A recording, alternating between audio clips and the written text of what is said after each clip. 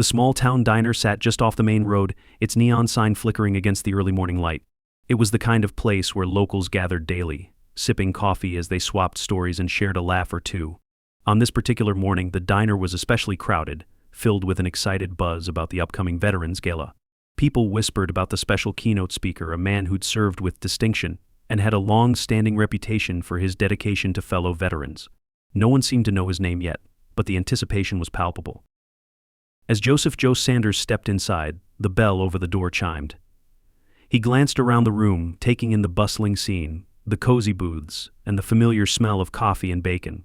He was dressed simply, in a worn leather jacket and faded jeans, his face lined with age but his eyes sharp and clear. He moved to the counter, waiting patiently as he adjusted his glasses, which perched on the bridge of his nose. To the other patrons, he was just an old man, perhaps a traveler passing through, blending into the background.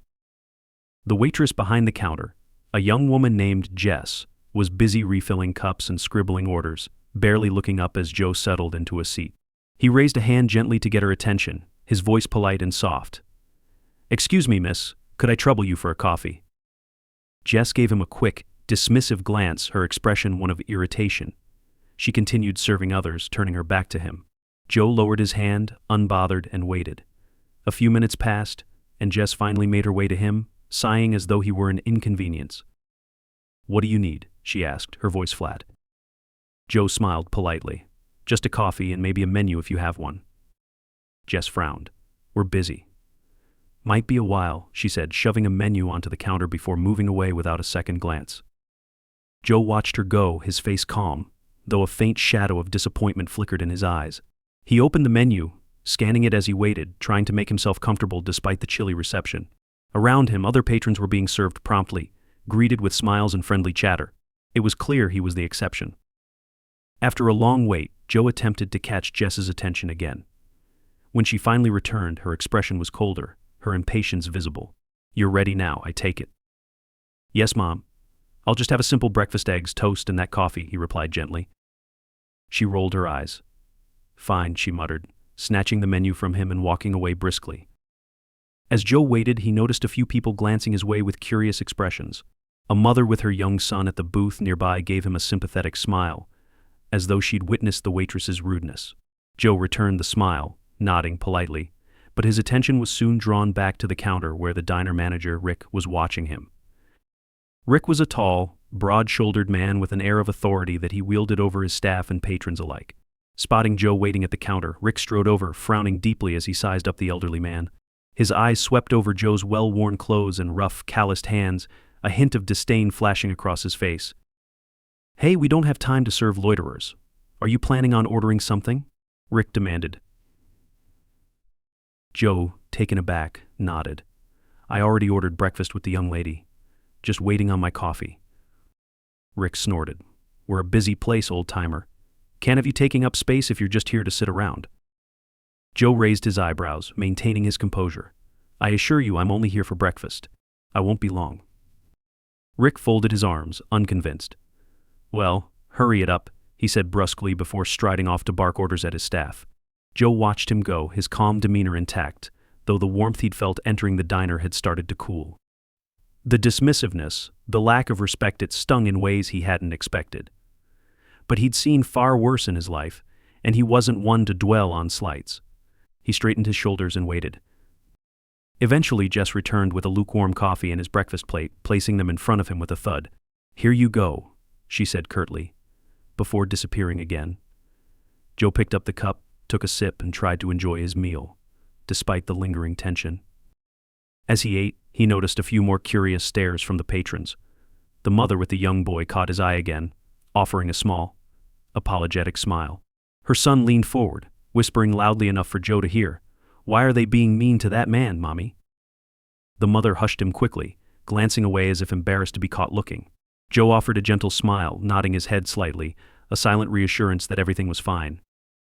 But the unpleasantness wasn't over yet. After finishing his meal, Joe patiently waited for the bill, but Jess seemed to be avoiding him entirely, as if his presence alone was a nuisance. Finally, he decided to approach the counter himself, hoping to settle up and be on his way. He waited quietly until she looked up, rolling her eyes at his persistence. "What now?" "Just the bill, miss," he said, pulling out his wallet. Rick appeared again, noticing Joe lingering at the counter. "Didn't I tell you to get a move on?" he said sharply. Joe blinked, surprised at the hostility. "I just wanted to pay for my meal." "Pay and leave, then," Rick snapped, turning to Jess. "Get his bill, will you?" Jess complied reluctantly, handing him the slip with a huff. Joe counted out the money, adding a generous tip despite everything. As he placed the bills on the counter, Rick gave him a scornful look. "You know, old man," Rick began, his voice dripping with condescension, "places like this aren't for loiterers or freeloaders. We've got regulars who actually contribute to this town, not just passing through like drifters." Joe met his gaze steadily, unfazed. "I understand, sir. I appreciate the meal." Rick sneered, unimpressed by Joe's politeness. "Yeah, well, don't think we'll be in any hurry to serve you next time." Joe nodded, pocketing his wallet. He paused briefly, looking around the diner one last time, taking in the faces of the patrons who had quietly witnessed the exchange, some of them avoiding his eyes. He felt a pang of disappointment, but he said nothing, offering a final polite nod before turning to leave. As he stepped outside, the brisk morning air hit him, a welcome contrast to the stifling atmosphere of the diner. Joe took a deep breath, standing for a moment to collect himself. The kindness he'd been hoping to find here had been elusive, but he wasn't about to let it ruin his day. He had faced challenges before, both on the battlefield and in life, and he knew better than to dwell on disrespect. Just as he was about to head to his car, a young woman exited the diner and approached him, glancing back nervously to ensure she wasn't seen. She offered him a sympathetic look, her cheeks tinged with embarrassment. "I'm so sorry about them," she whispered. "Not everyone here is like that." Joe's expression softened as he looked at her. "Thank you, miss. I appreciate it." She hesitated, then added, "Are you here for the Veterans Gala? We're really grateful for everything you've done, some of us, anyway." Joe smiled, his eyes warm. "Yes, I'll be there. Looking forward to it." The woman nodded, a glimmer of relief in her expression. She watched as Joe climbed into his car, offering him a final, grateful nod before heading back inside. As he drove away, Joe allowed himself a quiet chuckle, a plan forming in his mind. This town was in for a surprise at the gala, and he looked forward to reminding a few folks of the values they seemed to have forgotten. Joe Sanders drove down the narrow road leading to his hotel, the town's modest skyline stretching out behind him. The events at the diner played back in his mind, and while he kept his usual calm, a simmering sense of frustration lingered. He had come to this town with a generous spirit, not expecting fanfare but hoping to witness a community that valued respect, especially toward those who had served. Instead, he'd been met with indifference and outright disdain. Still, he wasn't one to let bitterness take hold. He had a few days until the Veterans Gala, and he'd allow his actions to speak for themselves. As he settled into his hotel room, Joe took a few moments to look over the invitation again. The gala was set to be a grand event, honoring veterans from all over the state, and he had been selected as the keynote speaker, a position that humbled him every time he thought about it. A quiet but steadfast philanthropist, Joe had funded similar events in towns across the country, dedicating his time and resources to supporting veterans in need. His role wasn't about the accolades or public acknowledgement, it was about paying it forward, ensuring those who had sacrificed were not forgotten. The next day, Joe decided to explore the town a bit more. He visited the local park, where children played on swings and slides, their laughter ringing through the air.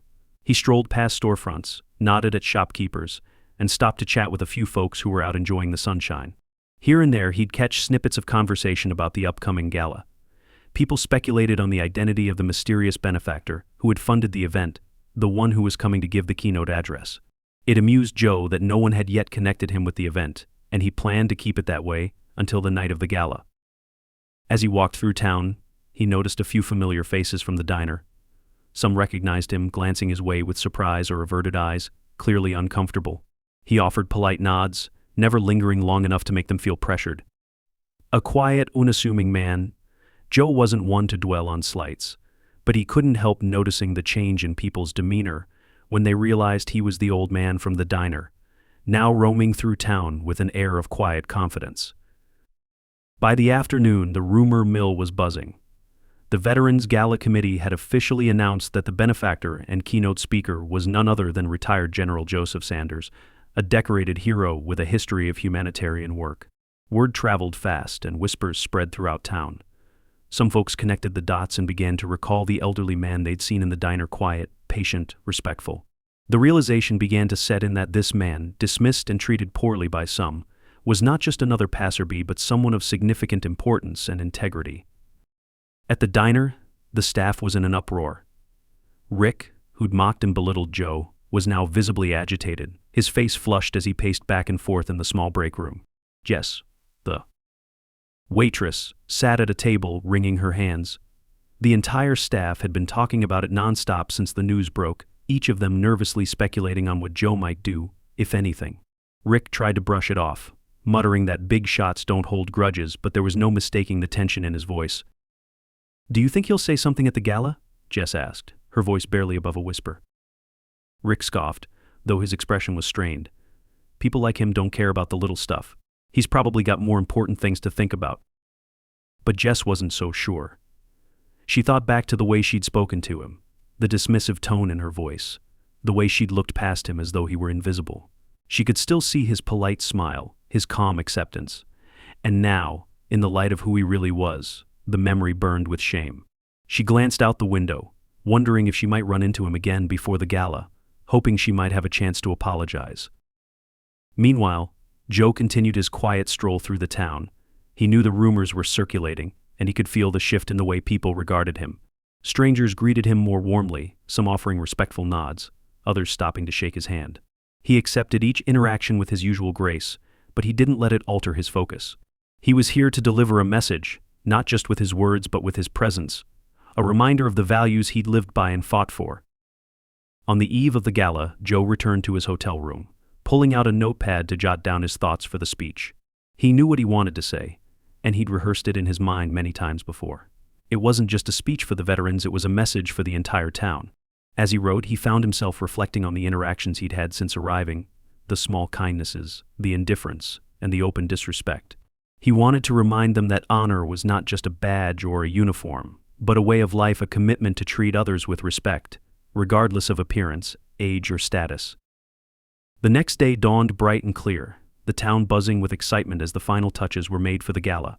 Banners adorned the town square, flags waved in the breeze, and a stage had been set up in the community center, decorated with patriotic colors.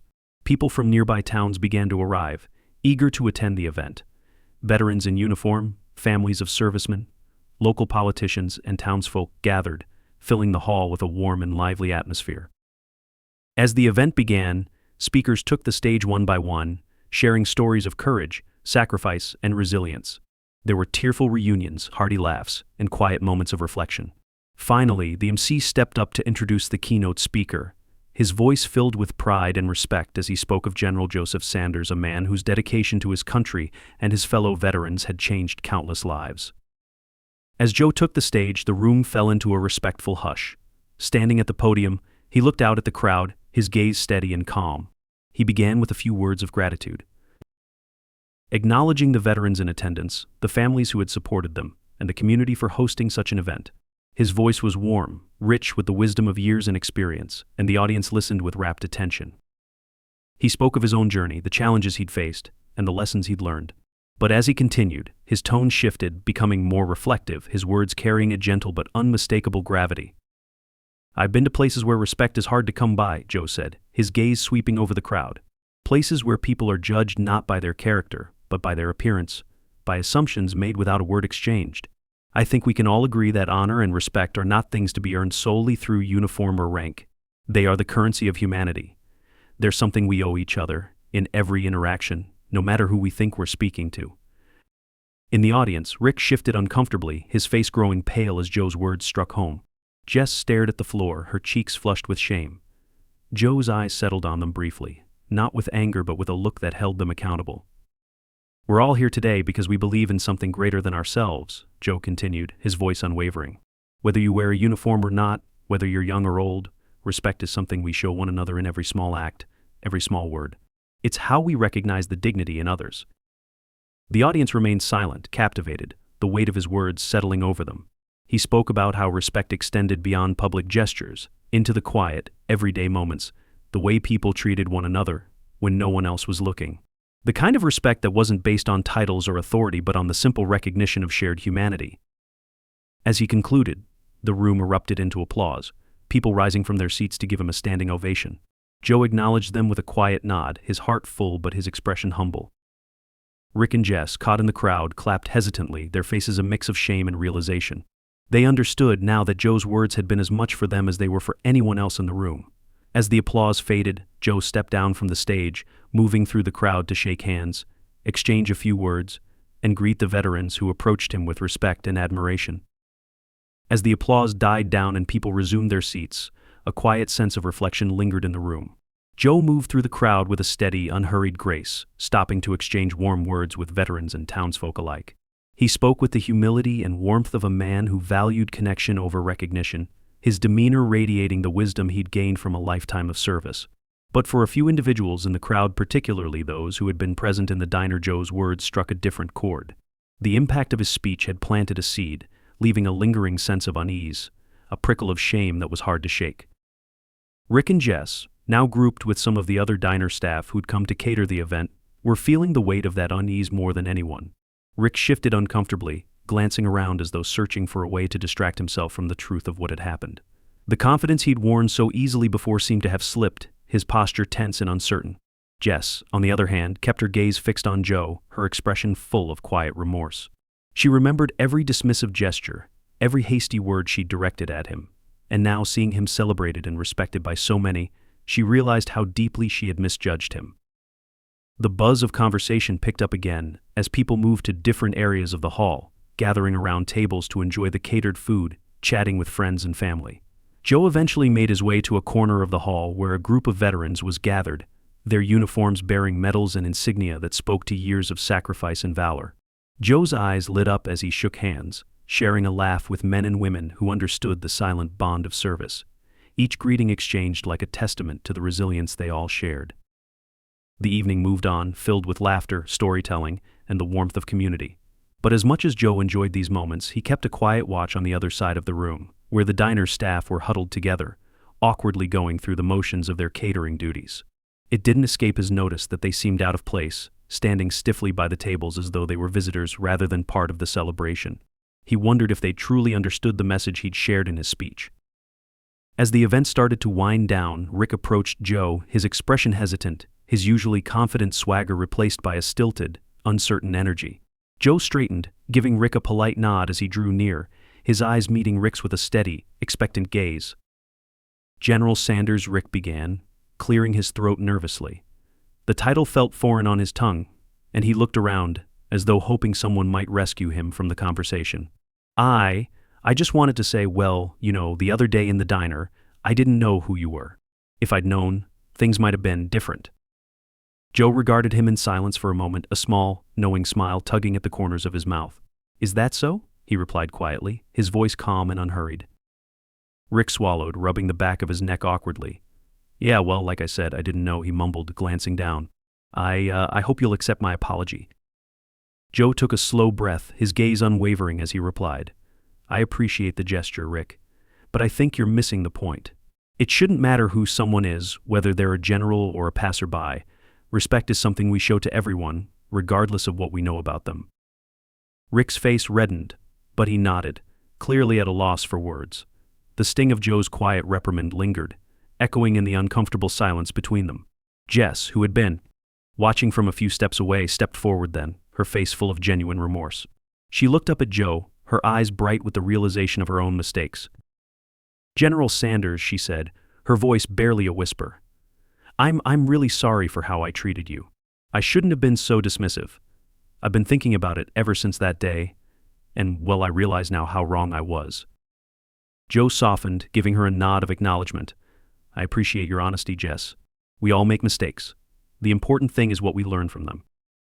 Jess nodded gratefully, relief evident in her expression. Rick, still visibly uncomfortable, mumbled a few more words of apology before retreating back to the catering table, his face red and his confidence visibly shaken. Joe watched them go, feeling a sense of quiet satisfaction. He hadn't come here seeking apologies, but he was grateful that his message had been heard, that perhaps a change had been sparked in a few hearts. As the event wrapped up and guests began filtering out, a local reporter approached Joe, asking if he'd be willing to share a few words about his experiences and his contributions to veterans' causes. Joe agreed, offering a few thoughtful remarks about the importance of respect, community, and support for those who had served. He spoke humbly, avoiding the spotlight, always deflecting praise back onto the veterans themselves and the towns that came together to honor them. Once the interview was over, Joe slipped away quietly, heading toward the back of the hall where he could take a moment to gather his thoughts before leaving. As he stepped outside into the cool night air, he found himself reflecting on the events of the past few days, the encounters that had led him here, and the connections he'd made. He was joined a moment later by the young woman who had approached him outside the diner that first day. She offered him a warm smile, her eyes filled with gratitude. "Thank you, General Sanders," she said. "You've given this town something to think about. I think a lot of people will remember tonight." Joe smiled back at her, nodding in quiet agreement. "Sometimes, all it takes is a reminder," he replied softly. "Respect isn't something we wait to give. It's something we choose every day, in every interaction." The young woman nodded, visibly moved. "Thank you again, sir. It's people like you who make a difference, even if we don't realize it at first." Joe tipped his hat, a simple gesture that carried a world of meaning. He watched as she walked away, then turned toward his car, feeling a sense of peace settle over him. Tonight had been a reminder for him, a reminder of why he'd dedicated his life to service, to teaching others the importance of respect and kindness. As he drove back to his hotel, he thought of the veterans he'd met, the stories he'd heard, and the conversations that had left a lasting mark on him. He knew he'd be back in his quiet life soon enough, but for now he felt content knowing he'd left an impression on this town that wouldn't soon be forgotten. In the days that followed, the diner changed in subtle but meaningful ways. Rick and Jess, though hesitant at first, gradually began treating every customer with a newfound respect, each interaction colored by the lesson Joe had imparted. The other patrons noticed, too, the quiet shift in the way they were greeted, the extra warmth in every word exchanged. As for Joe, he returned home, satisfied that he had accomplished his goal. He had come to this town as a stranger, but he left with a legacy, one that would live on, not through titles or accolades, but through the quiet, everyday choices people made to honor the dignity of those around them. And in the end, that was all he could have hoped for. In the days following the Veterans Gala, the small town found itself in a period of quiet reflection. The community had been deeply affected by General Joe Sanders' speech. His words, though gentle and unassuming, had resonated with a weight that couldn't be ignored. Conversations in the town square and quiet reflections over morning coffee often turned back to his message about respect, dignity, and the value of treating every person with kindness, regardless of appearance or assumed status. At the diner, the shift in atmosphere was tangible. Rick, once so quick to judge and dismiss, now moved through the diner with a more reserved, thoughtful air. He was quieter than before, his usual bluster tempered by something closer to humility. He made a conscious effort to greet each patron as they walked through the door, his tone softened, his words less abrupt. It didn't go unnoticed by the regulars, who remarked among themselves about Rick's sudden change in demeanor. Jess, the young waitress, also carried herself differently. The memory of her interaction with Joe haunted her, replaying in her mind each time she encountered an elderly customer or someone who seemed like they might not fit the usual profile of a diner regular. She now took extra care to listen attentively to each patron, to meet their gaze, to let them know they were seen and respected. It was her quiet way of making amends, of honoring the lesson Joe had imparted, even if he was no longer around to witness it. One particular afternoon, about a week after the gala, a middle-aged man wearing worn clothes and a dusty backpack entered the diner. He looked travel-worn, his face tired but friendly, as he approached the counter and took a seat. A few of the other patrons eyed him skeptically, but Jess stepped forward without hesitation, greeting him with a warm smile. "Hi there, what can I get for you today?" she asked, her tone open and inviting. The man glanced up, surprised by the genuine kindness in her voice. "Just a coffee, if that's all right," he replied, his voice quiet. Jess nodded and quickly brought him a steaming mug, setting it down with a smile. "Take your time," she said, before moving on to tend to other customers. She glanced back once or twice, noticing that the man seemed surprised by her courtesy. He sipped his coffee slowly, as though savoring each sip, clearly unused to receiving such attentive service. Rick watched the interaction from the back, nodding to himself with quiet approval. Though he was still learning to adjust his own behavior, he could see the impact Joe's words had left on Jess, and it filled him with a mix of pride and shame. Pride that his waitress had taken the lesson to heart, but shame at how slow he had been to recognize the value of respect himself. Later that afternoon, as the man paid his bill, he lingered for a moment, looking at Jess with an expression of gratitude. "Thank you for the kindness," he said softly. It's rare to be treated with respect these days. Jess smiled, a bit bashfully. We're just happy to have you here. Come back anytime. The man left and Jess watched him go, feeling a small sense of satisfaction in knowing she had made his day just a little brighter. It was a simple exchange, but it was moments like these that reminded her of Joe's message how a small act of kindness, a little respect, could make a world of difference to someone else. Meanwhile, the town council, inspired by Joe's impact, had decided to implement a community initiative in his honor. They called it the Sanders Principle, a campaign focused on promoting respect, compassion, and inclusivity in local businesses and public spaces. Posters bearing the slogan "Respect, It's Everyone's Right" began appearing around town, reminding people of the values Joe had highlighted during his speech. The council even hosted a series of workshops and discussions, encouraging community members to share their own experiences and insights about the importance of treating others with dignity. The diner was among the first businesses to adopt the Sanders Principle. Rick made it a point to talk about the initiative with his staff, reminding them daily to treat each customer as though they were a guest in their own home. Jess noticed the difference almost immediately. The entire atmosphere of the diner had softened, the tension of judgment and indifference replaced by a warm sense of community. One evening, as she was closing up, Jess found herself alone with Rick, who was wiping down the counter. They hadn't spoken much about what had happened with Joe, each of them caught up in their own reflections. But now, in the quiet of the empty diner, Jess felt compelled to break the silence. "Rick," she began, her voice hesitant. Have you thought about what General Sanders said? About respect, I mean?" Rick paused, his hand stilling on the counter. He glanced up at her, his expression softened. "Yeah, Jess. I've thought about it a lot. More than I'd like to admit." She nodded, sensing the vulnerability in his voice. I feel bad. I mean, we really didn't treat him right. He deserved better." Rick sighed, rubbing the back of his neck. "You're not the only one. I've spent most of my life thinking respect was something people had to earn. I thought it came with titles, money, status. But Joe, he showed me it's something we give not because of what someone has, but because of who we are." Jess listened, feeling the weight of his words. She hadn't expected Rick to express such humility, but there it was, raw and real. She reached over, giving his arm a reassuring squeeze. "I think we're learning there, and that's what matters." Rick nodded, offering her a small smile. "Yeah, I think he'd be proud of that." The days turned into weeks, and slowly, the diner became known for its welcoming atmosphere. Customers came not just for the food but for the warmth they felt when they walked through the door. Jess took pride in her work, finding joy in the little moments of connection she shared with each person she served. She felt as though she was carrying Joe's lesson forward, honoring his memory in every kind word, every friendly smile. Rick, too, found himself transformed. He was no longer the gruff, impatient manager he had once been. Instead, he had become a fixture in the diner's community, someone people could turn to for a friendly conversation or a bit of advice. He had come to realize that respect was not just a courtesy but a foundation, a way of connecting with others that brought meaning and fulfillment to his life. One afternoon, a young boy entered the diner with his mother, his eyes wide as he took in the bustling scene. Jess recognized him immediately as the boy who had asked his mother why they were being mean to the old man on the day Joe had visited. She smiled at him warmly, crouching down to meet his gaze. "Hi there," she said gently. "What can I get for you?" The boy's face lit up, and he looked up at his mother before replying, "A milkshake, please." Jess laughed, nodding as she took his order. As she made her way back to the counter, she felt a surge of gratitude. She knew that moments like these, small as they were, held the power to shape someone's experience, to make them feel valued. It was a lesson she would carry with her for the rest of her life, a lesson Joe had given her, without even intending to. And in that diner, under the warm glow of the lights, Jess, Rick, and the rest of the town continued to honor the legacy of General Joe Sanders. They didn't do it with grand gestures or public displays.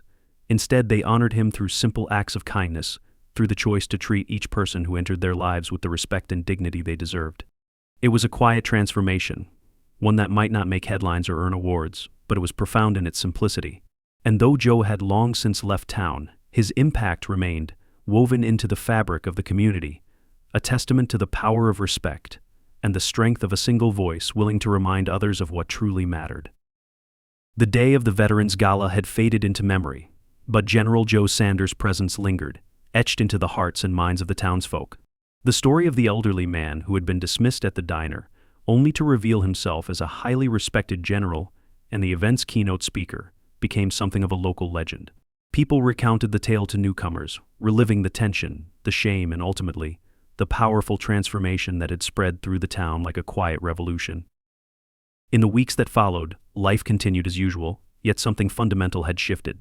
Joe's words about respect had taken root, becoming a guiding principle that many in the town now held close. Businesses began participating in the Sanders Principle initiative, displaying posters and reminders about the importance of dignity and kindness in every interaction.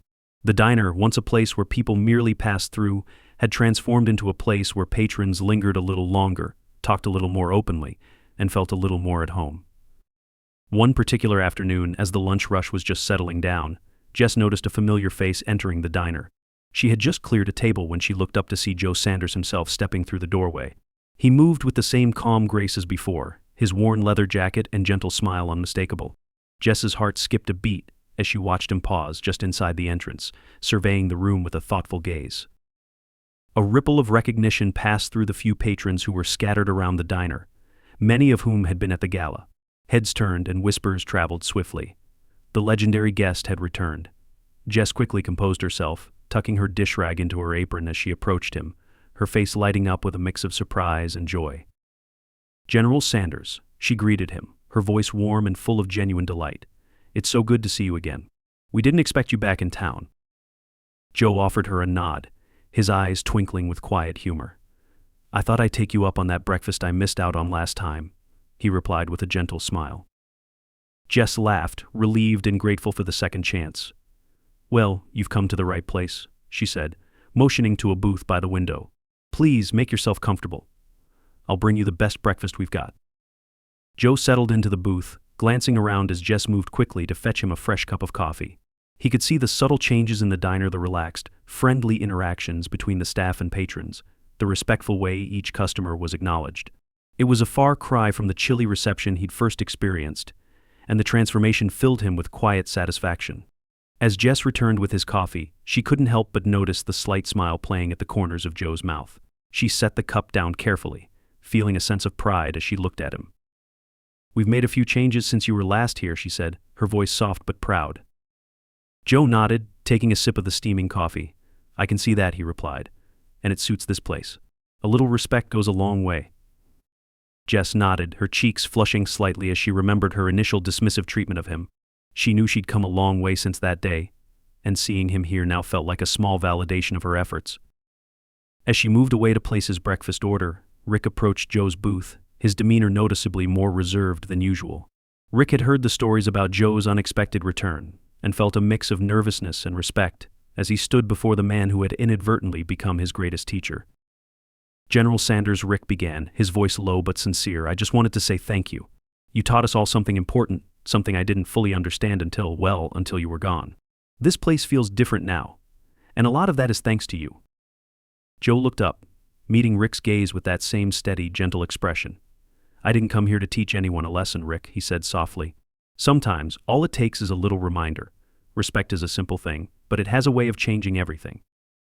Rick nodded, his eyes reflecting the truth of Joe's words. "Well, you reminded us in the best way possible. We won't forget it." As Rick moved back behind the counter, Jess returned with Joe's breakfast, a plate of eggs, toast, and a side of crispy bacon, all prepared with the care and attention of someone eager to get it just right. She set it before him with a smile, watching as he picked up his fork and took a bite. Joe nodded in approval, his smile widening. "Perfect," he said, and Jess beamed with pride. The diner returned to its usual hum of activity, but there was a palpable sense of joy among the staff. Joe's presence seemed to bring out the best in everyone, each interaction touched by a quiet reverence. Patrons approached him now and then, some simply to say hello, others to shake his hand and express their appreciation for his speech at the gala. He welcomed each person with a warm smile and a few kind words, never once seeking attention but graciously accepting it when it came. As Joe finished his meal, he noticed a young couple at a nearby table, struggling to soothe their crying baby. The young mother looked exhausted, her eyes heavy with the weight of sleepless nights, while the father rocked the child gently, whispering calming words. Joe's heart softened at the sight, and he remembered the days when he and his late wife had faced similar challenges with their own children. He rose from his seat and approached the couple, offering a gentle smile. "Mind if I lend a hand?" he asked, his voice low and calming. The mother looked up in surprise, her face softening at his kind expression.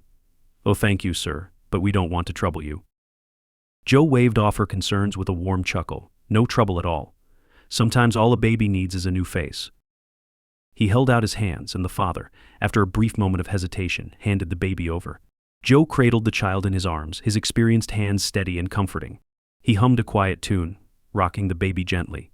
And within moments, the little one had calmed, his tiny face relaxing as he drifted off to sleep. The couple looked on in amazement, gratitude evident in their eyes. "Thank you," the mother whispered, her voice choked with emotion. "We haven't had a moment's peace in days." Joe returned the baby to her with a nod. "You're doing a fine job. Just remember to give yourselves a little grace." The couple exchanged a glance, visibly touched by his words. Joe returned to his seat, feeling a deep sense of fulfillment. It was moments like these, the quiet acts of kindness, that had always brought him the most joy. As he prepared to leave, Jess approached him one last time, handing him the bill with a smile. "This one's on the house, General," she said, her eyes bright with sincerity. Joe shook his head, slipping a few bills onto the table. "Thank you, Jess, but I insist on paying. You've earned it." "Es like earned it." Jess nodded, accepting his decision, and watched as he rose to leave. She walked him to the door, her heart full as she thought of all the ways he had changed her life in such a short time. "Thank you for everything, General Sanders," she said softly. "You've made us all better people." Joe paused at the door, looking back at her with a gentle smile. "Just keep doing what you're doing, Jess. That's all the thanks I need." He tipped his hat, giving her one last nod before stepping out into the crisp afternoon. Jess watched him go, her chest tight with a mixture of gratitude and admiration. She knew that he'd left an indelible mark, not just on her, but on the entire town, a legacy that would continue to shape their lives long after he'd gone. As Joe walked down the street, he took in the sights of the town one last time, his heart filled with a quiet satisfaction. He knew he might not return, but he didn't need to. He had accomplished what he'd set out to do, leaving behind a community forever changed. As Joe Sanders left the diner and walked down the quiet street, he felt a deep sense of fulfillment settle within him. His time in this small town had been brief, but the impact it had left, on both the town and on himself, was undeniable. He reflected on the transformation he'd seen, the way people had responded to his message of respect and dignity, taking his words to heart in ways he hadn't expected. The subtle shift in the community, the kindness that now flowed more freely, filled him with hope. Joe continued his stroll, taking in the sights of the town one last time. He passed by familiar landmarks, the park where he had seen children playing, the little general store with its faded sign, the town square where the community had gathered for the Veterans Gala. Each spot held a memory, a moment that had become part of the fabric of his experience here. It wasn't just the town that had changed, Joe had felt something shift within himself too. This visit had rekindled something in him, a reminder of the simple but profound impact of human connection. As he neared the edge of town, Joe spotted a small group of teenagers gathered by the fountain in the square. They were laughing and chatting, their voices carrying on the gentle afternoon breeze. He recognized one of the boys, David, the young man he had seen helping an elderly neighbor carry groceries just days before. David had been one of the first to embody the values Joe had spoken about, showing kindness and respect in his quiet, unobtrusive way. Joe smiled as he watched the boy interact with his friends, feeling a sense of pride in the younger generation. David noticed Joe watching and raised a hand in greeting, a grin spreading across his face. He jogged over to Joe, his youthful energy and enthusiasm evident in every step. "Hey, General Sanders," David called out, catching his breath as he stopped in front of him. "Are you heading out of town?" Joe nodded, returning the boy's smile. "I am, David, just taking one last walk before I go." David's expression shifted to one of admiration mixed with a hint of sadness. "We're really going to miss you here, sir. You've taught us all so much." Joe placed a reassuring hand on David's shoulder. "I didn't come here to teach, David. I just wanted to share a little reminder. But it's people like you who carry the message forward. Keep showing that kindness of yours, it'll make a difference." David nodded earnestly, clearly moved by Joe's words. "I will, sir. I promise." With a final nod, Joe continued on his way, leaving David standing by the fountain, a thoughtful look in his eyes. As he walked, Joe felt a renewed sense of purpose, a reminder of why he had dedicated his life to service and to uplifting others. It wasn't about recognition or titles, it was about leaving the world a little better than he had found it.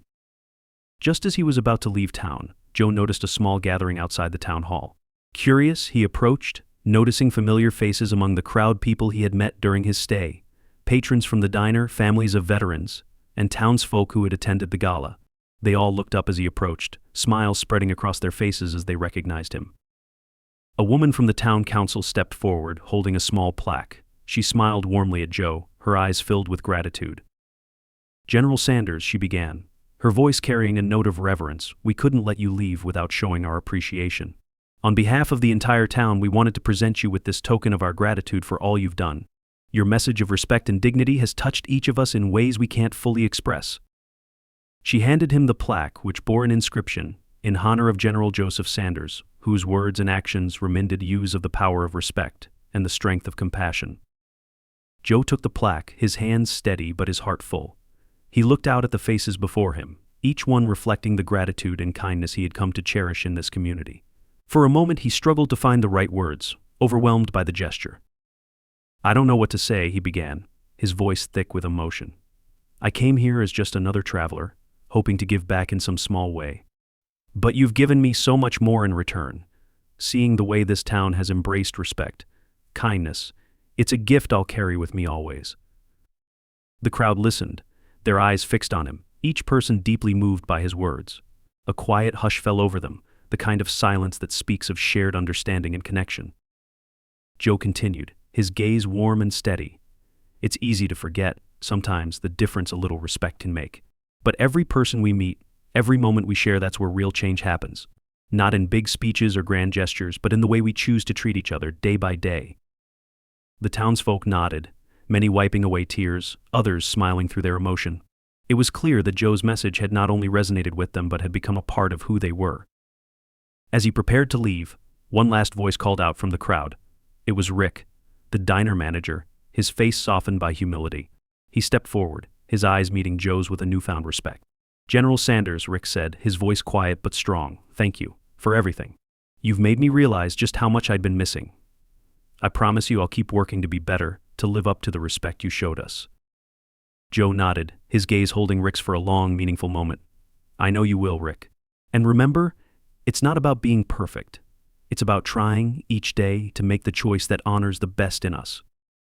With a final nod to the crowd, Joe turned and walked down the road leading out of town, his heart light, his spirit content.